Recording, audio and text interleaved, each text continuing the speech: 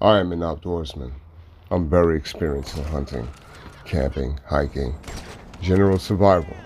I'm very familiar and used to living wildlife. And I was charged by what I believe was a cryptid called a dog man. It charged me and my cousin. It was not a bear. A bear cannot move how it did. And it was not a normal wolf, as they cannot comfortably run on two legs, whereas what charged us seemed natural at doing. I can elaborate further if you wish. This happened around June or July of 2007. I believe I was around 17 years old and more cocky then, but still somewhat knowledgeable of the outdoors. My family used to live in a cabin in northwest Wisconsin. I basically grew up there in the summer. I knew the woods well, but at night it was wise to stay in the cabin, or at least by the bonfire by the beach because of bears, wolves, and cougars.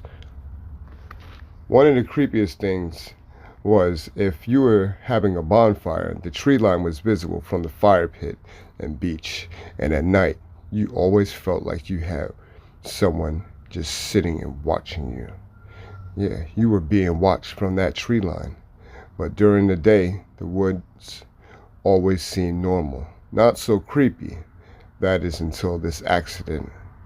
So this happened somewhere between 12 and 1400. Me and my cousin were having an airsoft battle. I was in full woodland camo. He was not.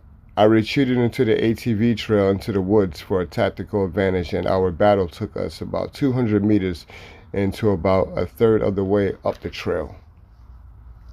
We had enough at this point, and we were standing at the edge of a clearing on the trail talking, and he was maybe about 10 feet from me when I decided to mess with him.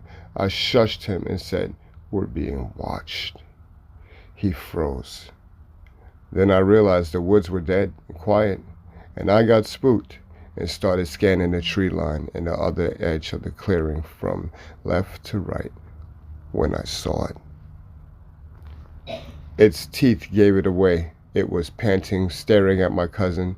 I don't expect you to believe me, but what I saw was a big wolf, as big as a black bear, at least 300 pounds. But it wasn't normal. This wolf was on two legs, crouching next to trees, with its arm grasping the tree, grasping with a clawed hand. It had reddish-brown fur. I told my cousin that we have to go, and next thing I know, he is sprinting, and I looked back at Wolfie, who had looked and locked on and sprinted a few steps on my 2 feet. Then I had turned and ran. When I looked, it looked like Wolfie was dropping to all fours. It charged us and sounded right on our asses, barreling through the brush, but for whatever reason, let us go when we broke out of the tree line and headed for the cabin. What stuck to me with the most was the sheer size. Wolfie appeared to be nearly 7 feet tall when upright, and that, where it should have front paws, it appeared to have large clawed hands. Now, I'm not sure how to explain it away rationally. I have heard wolves will occasionally kind of walk upright, but as far as I know, they can't sprint on two legs, nor do wolves get that big. And black bears move more with a waddle on two legs. The closest description is silly, a werewolf or dog man.